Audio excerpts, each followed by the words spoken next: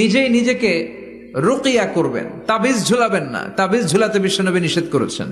যে তাবিজ ঝুলায় আল্লাহ তাআলা ওই তাবিজের উপর তাকে ন্যস্ত করে দেয় আর বলে আমার রহমত তোর থেকে তুলে নিলাম, দেখি তোরে কে বাঁচায়। এজন্য আজ থেকে তাবিজ যা আছে ছিঁড়ে ফেলবেন। আল্লাহ সহি সমঝ দান করো। তো তাবিজ যারা পড়েন ছিঁড়ে ফেলবেন আজকে। রাজি আছেন তো? ছিঁড়ে কি করবেন? সূরা ফাতিহা পড়বেন, পড়ে ঝাড়ফুঁক চলবে আজকে থেকে। ঝাড়ফুঁক করা সুন্নাহ। আর তাবিজ দেয়া হচ্ছে বিদআহ, যেটা বিশ্বনবী শেখায় নাই, সাহাবারা শিখায় নাই, ওইটাতে আমরা যাব না। ঝাড়ফুঁক করবেন। আয়াতুল কুরসি পড়লে জিনভূত আসতে পারে? কথা বলেন। সূরা ফাতিহা পড়লে আর অসুস্থতা থাকতে পারে? বিশ্বনবীর সাহাবারা একবার সফরে বেরোলেন। সফরে বেরিয়ে হঠাৎ দেখলেন মরুভূমির মাঝখানে কিছু লোক জটলা পাকিয়ে রেখেছে, একটা লোক শুয়ে আছে। আবু সাঈদ আল খুদরি ছিলেন ওই সফরের লিডার। বললেন কি হয়েছে?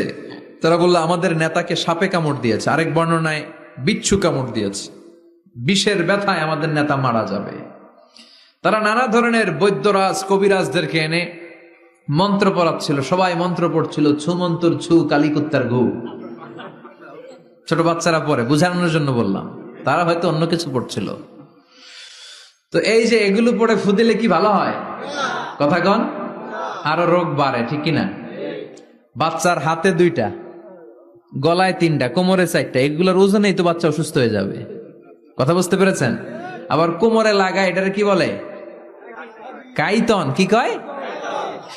তাগা। চাচাই বলতেছে তাগা। তাগা টাগা লাগাবেন না। সূরা ফাতিহা পড়ে আজকে থেকে ফু দিতে হবে।